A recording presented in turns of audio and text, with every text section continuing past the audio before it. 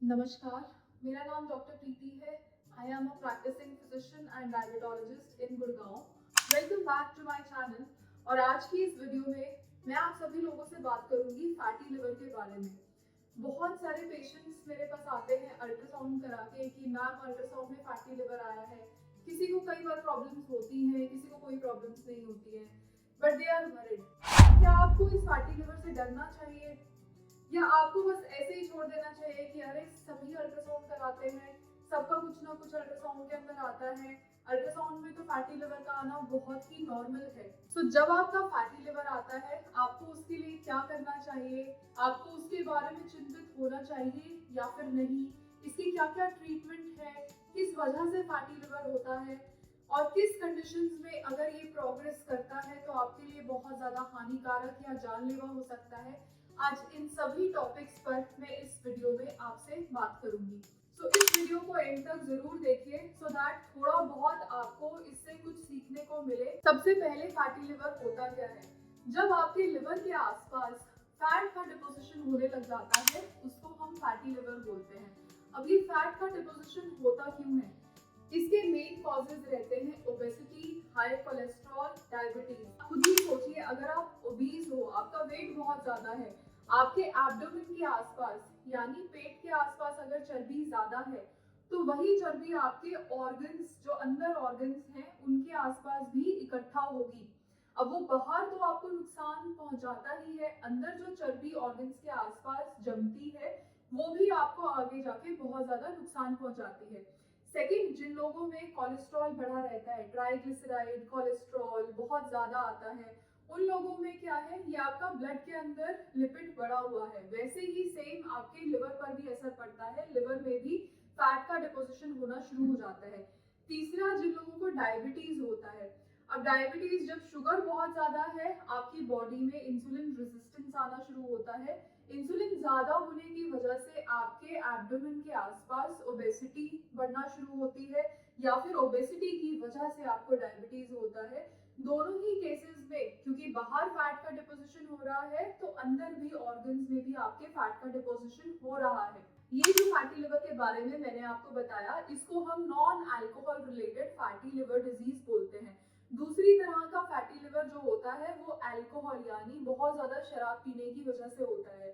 फिर कुछ और रीजंस की वजह से, जिसकी वजह से फैटी लिवर होता है, वो आपका हेपेटाइटिस बी, हेपेटाइटिस सी, यानी अगर आपको पहले कभी काला पीलिया हुआ है और वो वायरस आपकी बॉडी में ही है अभी, उसकी वजह से आपको पहले तो फैटी लिवर होता है, फिर वो अगर आगे प्रोग्रेस करता है तो हेपेटाइटिस और लिवर सिरोसिस भी कॉज कर सकता है। फैटी लिवर के और भी बहुत सारे कारण होते हैं लेकिन उसके बारे में आज हम इस वीडियो में बात नहीं करेंगे क्योंकि वो ज्यादा कॉमन नहीं है।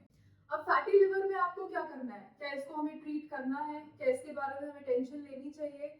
सो फैटी लिवर अगर आप उसको वहीं छोड़ देते हैं कि हाँ फैटी लिवर है, अल्ट्रासाउंड में आया है लेकिन मुझे कोई प्रॉब्लम नहीं है, मैं खाना अच्छे से खा रहा हूँ, भूख अच्छे से लग रही है, कोई नोजिया वॉमिटिंग नहीं है, कोई जॉन्डिस नहीं है, तो मैं इसको यहीं पे ही छोड़ देता हूँ। बट फैटी लिवर अगर आप ऐसे ही छोड़ देते हो, आप उसकी तरफ कुछ भी ध्यान नहीं देते हो, ट्रीटमेंट नहीं लेते हो, तो वो आगे प्रोग्रेस कर जाता है हेपेटाइटिस में। हेपेटाइटिस क्या होता है?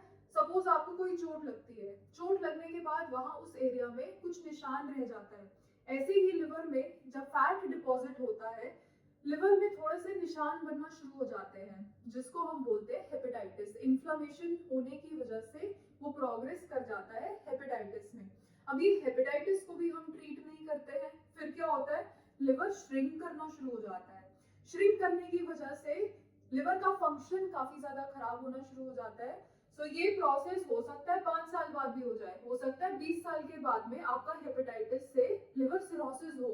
लिवर सिरोसिस जब पेशेंट को होता है, लिवर श्रिंक कर जाता है, लिवर अच्छे से काम नहीं करता, उसकी वजह से पेशेंट्स को बहुत ज्यादा प्रॉब्लम्स आती हैं, जैसे पेट में पानी भरना शुरू हो जाता है, आंखों का कलर येलो होना शुरू हो जाता है, जॉन्डिस होना शुरू हो जाता है, जो आपका फूड पाइप है, स्टमक है, उसमें कुछ नसें यानी ब्लड वेसल्स होती हैं खून की, उनके अंदर स्वेलिंग आना शुरू हो जाती है।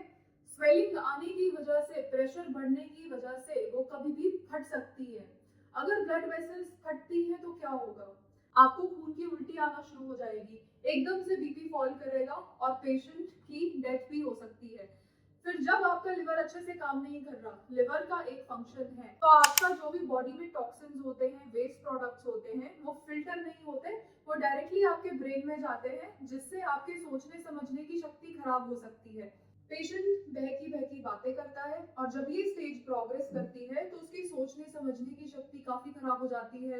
कैसे रिस्पॉन्ड करना है, हमेशा नींद आना, गुस्सा बहुत ज्यादा आना, चिड़चिड़ापन और कई बार वो नींद से उठते भी नहीं है। इसको हम बोलते हैं हिपैटिक एन्केफेलोपैथी। सो अभी हमने फैटी लिवर के बारे में जाना, ये कैसे प्रोग्रेस करता है इसके बारे में जाना। अब हम फैटी लिवर के ट्रीटमेंट के बारे में बात कर लेते हैं।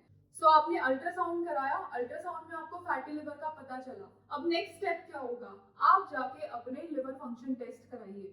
लिवर फंक्शन टेस्ट के अंदर अगर आपका SGOT SGPT एलिवेटेड है, more than 2 times upper limit of normal है, इसका मतलब आपकी लिवर में इन्फ्लेमेशन यानी थोड़ा सा सूजन आना शुरू हो गई है। जब तक फैटी लिवर है, लिवर में इन्फ्लेमेशन यानी हेपेटाइटिस है, ये कंडीशन रिवर्सिबल है। एक बार आप जब सिरोसिस में चले जाते हो, लिवर श्रिंक होना शुरू हो जाता है, ये कंडीशन आपकी रिवर्सिबल नहीं होती। मतलब जितना डैमेज हो गया है वहां पे हम रोक सकते हैं, लेकिन ये पूरी तरह से ठीक हो जाए ऐसा पॉसिबल नहीं है। कौन कौन से और टेस्ट हैं जो आपको कराने हैं अगर आपको फैटी लिवर डायग्नोज हुआ है?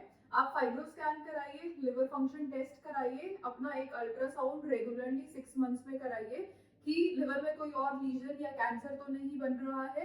हेपेटाइटिस बी सी यानी काले पीलिए के अपने टेस्ट कराइए और अपने डॉक्टर से पूछ के अगर आपको कारण पता नहीं चलता है कि किस वजह से फैटी लिवर हुआ है, तो कुछ और दूसरे टेस्ट बताएंगे, वो भी करवाने हैं। अपनी शुगर की जांच जरूर करवानी है।